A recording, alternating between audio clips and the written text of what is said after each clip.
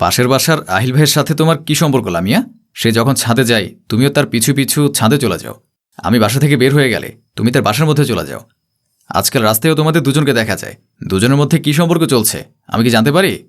নাকি বিয়ের কয়েক বছরের মধ্যে তোমার ভালোবাসা শেষ হয়ে গেল, এখন আর আমাকে ভালো লাগে না? আহিল ভাই ভালো ডক্টর, মাসে মাসে ভালো টাকা ইনকাম করে। তার কাছে গেলে বিলাসিতার জীবন কাটাতে পারবে।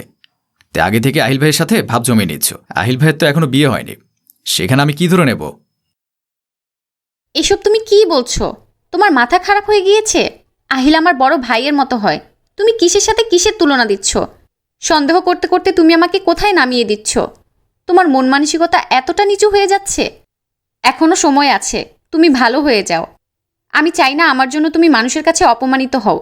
তোমার অপমান আমি সহ্য করতে পারবো না। সবকিছু না জেনে কাউকে ভুল বোঝা উচিত নয়। তাহলে তুমি সব মানুষের কাছে যাও কেন? তোমাকে আমি সব মানুষের কাছে যেতে বলেছি? তুমি সব মানুষের কাছে যাবে, নোংরামি করবে, আবার তোমার নোংরামির কথা শুনিয়ে আমাকে অপমান করবে, আমি সেটা মেনে নেব?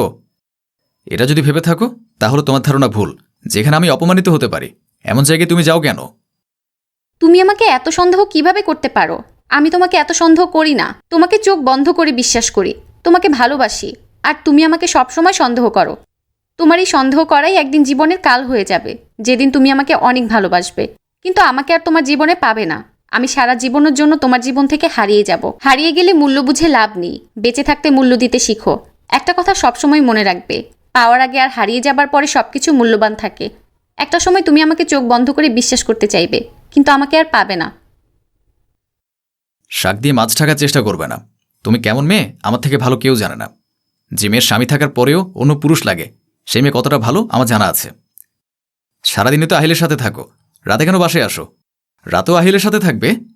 রাতুল, একদম বাজে কথা বলবে না। আহিল ভাইয়াকে নিয়ে যদি আর একটাও বাজে কথা বলেছ, তাহলে আমার থেকে খারাপ কেউ হবে না। তোমার গায়ে হাত তুলতেও দুইবার ভাববো না। তুমি আমাকে অনেক অপমান করো, যা ইচ্ছে বলো, আমি কোনো প্রতিবাদ করি না। তুমি যদি অকারণে আহিল ভাইয়ের নামে বাজে কথা বলেছ, আমি কিন্তু তোমার কাছে আর থাকবো না। কালকেই বাবার বাসায় চলে যাব। যে মানুষ কথায় কথায় সন্দেহ করে, তার সাথে কে সংসার করতে চায়? ভাই বোনের সম্পর্ককে তুমি ছাড় দিচ্ছ না। দুদিন পরে না জানি আরও কত কিছু বলবে।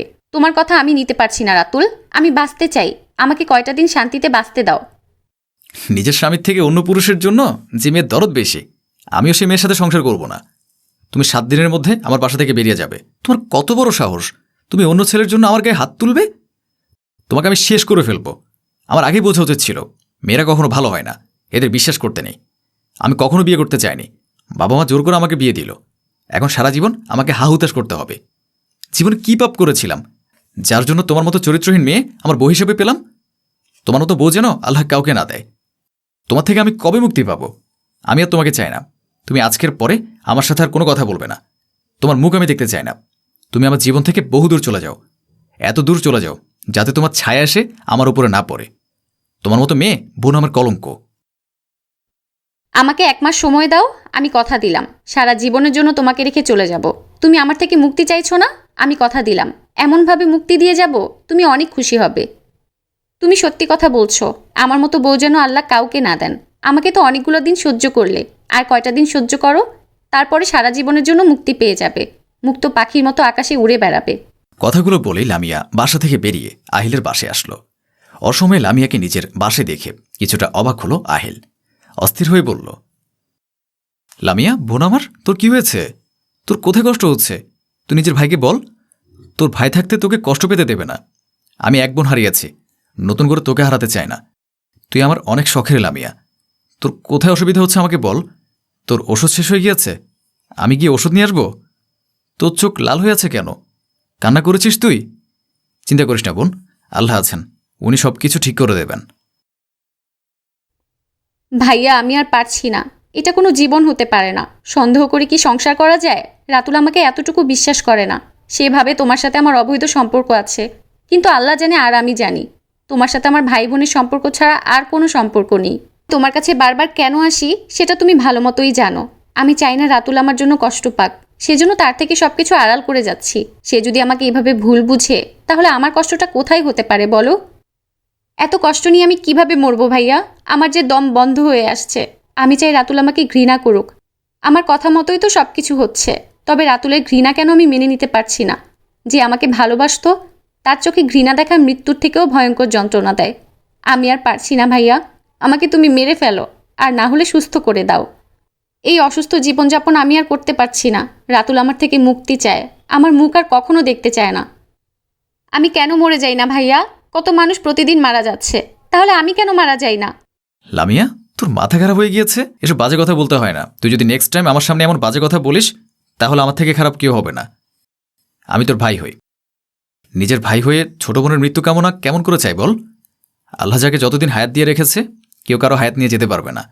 কেউ সারা জীবন বাঁচতে আসেনি বোন, একদিন সবাইকেই চলে যেতে হবে। ধৈর্য হারা হোস না, আল্লাহর উপর ভরসা রাখ। উনি একদিন সব কিছু ঠিক করে দেবে, তো দুঃখ কষ্ট সব মোচন করে দেবে। পৃথিবীর সব থেকে সুখী ব্যক্তি হবি তুই। ভাইয়া, আমি আজকে আসি। রাতুল যদি জানতে পারে আমি তোমার কাছে এসেছি, তাহলে তুর কালাম বাঁধিয়ে দিবে। আমার জন্য তুমি রাতুলের কাছে অপমানিত হও, এটা আমি চাই না। রাতুল যত বাজে কথা বলতে পারে আমাকে বলুক, এটা আমি মেনে নিতে পারবো। তুমি আমার জন্য অনেক কিছু করেছো ভাইয়া, আমি সারা জীবন মনে রাখবো। আল্লাহ তোমার ভালো করুন। কারো জন্য কারো জীবন থেমে থাকে না, সে তোমাকে ছাড়া ভালো আছে, তুমিও তাকে ছাড়া ভালো থাকতে পারবে।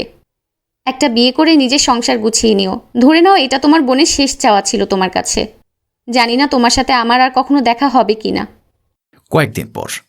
আমার বউয়ের সাথে আপনার কিসের সম্পর্ক? আপনি কেন আমাদের বাসায় গিয়েছিলেন? আমার বউকে আপনি কিসের ওষুধ দিয়ে আসছেন? আমার বউ কেন বারবার আপনার কাছে ছুটে আসে? আমি আমার বউকে অপমান করি, আপনি কি নিয়ে অনেক বাজে কথা বলি, তবুও সেসব কথা গায়ে না মেখে আমার বউ বারবার বেহের মতো আপনার কাছে কেন আসে? আজকে সব কিছুর উত্তর আপনাকে দিতে হবে। যদি আমার প্রশ্নের উত্তর না দিয়েছেন, তাহলে আপনাদের দুজনের নামে আমি মামলা করে দেব। কেমন স্বামী তুমি? নিজের বউয়ের ব্যাপারে কোনো খোঁজখবর রাখো না? তুমি কি ভুলে গিয়েছো আমি একজন ডক্টর? তোমার কখনো এটা মনে হয়নি যে তোমার বউয়ের কোনো বড় ধরনের অসুখ হয়েছে? সে অসুখটা তোমার কাছ থেকে আড়াল করে সে আমার কাছে এসে ঔষধ নেয়। তুমি স্বামী নামের কলঙ্ক। তুমি পারো শুধু বউকে সন্দেহ করতে। বউয়ের বিপদে পাশে থাকার মতো যোগ্যতা তোমার নেই। তোমার বউয়ের 6 মাস হলো ক্যান্সার ধরা পড়েছে। সে আর বেশি দিন বাঁচবে না, সর্বোচ্চ 1 মাস বাঁচতে পারে। লামিয়া চায় না তুমি তার কারণে কষ্ট পাও, সেজন্য ও ইচ্ছে করে নিজেকে তোমার কাছে খারাপ বানাচ্ছে। তুমি তাকে ঘৃণা করো, তার মৃত্যুতে ভেঙে না পড়ো। যে তোমাকে এতটা ভালোবাসে, তুমি সেই বউকেই বিশ্বাস করতে পারলে না? তোমাকে ধিক্কার জানে রাতুল। আহিলের কথা শুনে রাতুল নিজের বাসায় চলে আসলো। বাসায় এসে দেখল লামিয়া বিছানায় শুয়ে আছে। লামিয়ার কাছে যেতেই বুঝল লামিয়ার পুরো শরীর ঠান্ডা হয়ে আসছে। নাকের কাছে হাত দিয়ে বুঝতে পারল লামিয়া আর বেঁচে নেই। লামিয়ার পাশে একটা সাদা কাগজ পড়েছিল, সেটা হাতে নিয়ে পড়তে শুরু করল। রাতে বেঁচে থাকতে তোমাকে কখনো হারাতে চাইনি, তাই তোমাকে ডিভোর্স দেওয়াটা আমার হলো না। আমি তোমাকে বড্ড ভালোবাসি। বেঁচে থাকতে অন্যের হতে দেখতে পারবো না। তুমি আমার থেকে মুক্তি চেয়েছিলে না? আমি তোমাকে সারা জীবনের জন্য মুক্তি দিয়ে দিলাম। তুমি আমাকে মাফ করে দিও।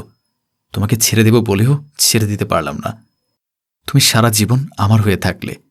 এই চিঠিটা যখন পাবে, আমি তোমার কাছে থাকবো না, বহু দূর চলে যাব। আমাকে ছাড়া তুমি ভালো থেকো রাতুল। ইতি, তোমার লামিয়া। চিঠিটা পড়ে রাতুল কান্নায় ভেঙে পড়ল।